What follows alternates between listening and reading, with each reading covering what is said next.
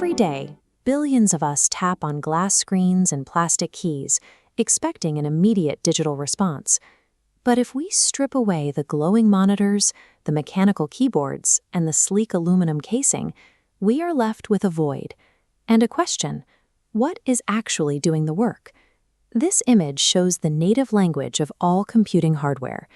Machines only understand binary logic, ones and zeros representing electrical states of on and off.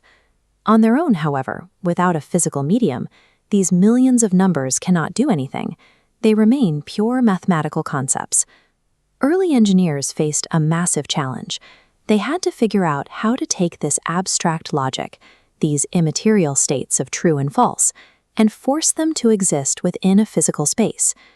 Translating mathematical theory into physical hardware required building a machine that could trap, route, and manipulate electricity at incredible speeds. To turn math into movement, engineers had to build a microscopic city of directed electrical pathways. The solution is the motherboard.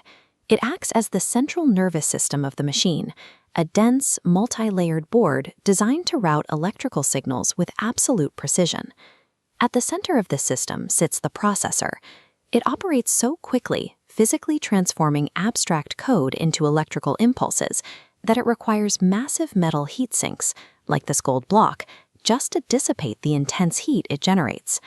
And to ensure the machine remembers its core logic even when unplugged, a tiny reserve of power, housed in a standard coin-sized battery on the board, keeps the foundational memory ticking.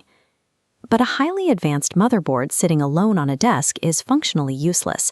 It is a brain trapped in a vacuum, possessing immense computational power with absolutely no way to receive instructions. To make the machine useful, engineers had to construct external bridges. They needed a way for humans to talk to the processor, and a way for the processor to talk back. This diagram illustrates how that communication problem was solved. It maps the central processor to a ring of specialized external devices. On the right, we see the solution to the input problem. Keyboards and mice were engineered specifically to translate our physical presses and clicks into the binary electrical signals the processor requires. At the bottom, we see the storage vault. Because a processor clears its working memory quickly, engineers developed floppy disks, CDs, and flash drives to physically retain those binary instructions after a calculation finishes. And on the left, we find the output solution. The processor sends its electrical results to a monitor or a printer, which translates the raw data back into human-readable text and images. Step by step, the addition of these distinct peripheral devices took a static, isolated calculating engine and turned it into a dynamic, interactive tool. A modern computer is never a solitary invention.